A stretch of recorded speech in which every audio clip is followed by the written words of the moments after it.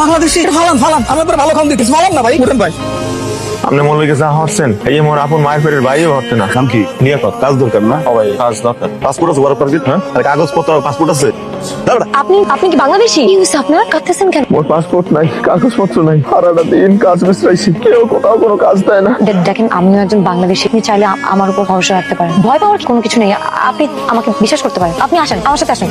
আপনার একটা পাসপোর্ট লাগবে, কিন্তু এটা অনেক কঠিন কাজ, অনেক সময় লাগবে এটাতে। শুনেন, আমি কাজে যাচ্ছি, আসার পর দেখা হবে। আমি চলে গেলে আপনি এখানে একা একা কি করবেন? আপনি চলেন আমার সাথে। আপনি নিশ্চয়ই ভাবছেন এরকম একটা অপরিচিত দেশে একটা অপরিচিত মানুষ আপনাকে কেন সাহায্য করছে। তাহলে শুনুন, আমার ভাই আপনাকে এখন ভাগ্য পরিবর্তন করার জন্য সাইপ্রাস গিয়েছে। আপনার একদম পুলিশ ধরে নিয়েছে, আর 2 বছর ওকে জেলে থাকতে হবে। আমার ভাই একদম কিছুই করতে পারছি না, জীবনটা অনেক খুশি। হ্যালো আম্মা, আসসালামু আলাইকুম। ঈদ মোবারক। আব্বা কই? আব্বা ঈদ মোবারক। সরি, এবারও আসতে পারি নাই, আমি তো অনেক চেষ্টা করছি, আগামীবার আসবো ইনশাল্লাহ। সরি, আপনাকে বলতে ভুলে গেছি, ঈদ মোবারক।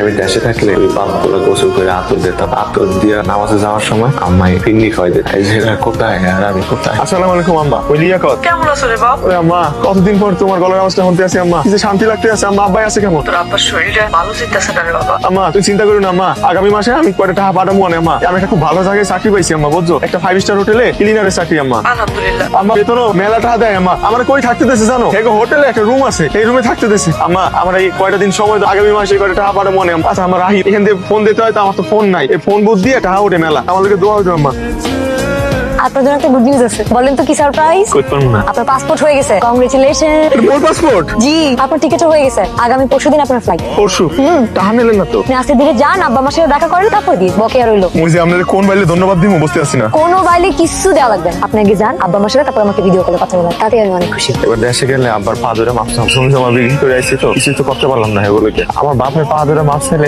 আমার মাপ করবো হ্যাঁ করবে। লিয়াকত আপনি আছেন ভেতরে? লিয়াকত আসবো আমি? লিয়াকত আপনি আছেন ভেতরে? আপনার কাছে মোর কৃতজ্ঞতা প্রকাশের সঠিক ভাষা জানা নাই। আপনি মোর হারায় যাওয়া জীবনটারে খুঁজা দিচ্ছেন। যখন মনে হয়েছে এই জীবনটার কোনো মূল্য নাই, ঠিক তখন আপনি বিশ্বাস দিচ্ছেন। কিন্তু আজ পৃথিবীর সব চাইতে স্বার্থপর মানুষের লাহান মুই চলে যাইতেছি, পলাই যাইতেছি। দেশে ফেরা মোর পক্ষে সম্ভব না। মোর আব্বা আম্মাই এক সব সম্বল বিক্রি করে পরে লয়ে যে স্বপ্ন দেখছিল, এই সুন্দর স্বপ্ন ধ্বংস হইতে আমি দিতে পারবো। আল্লাহ ক্ষমা করে দিন।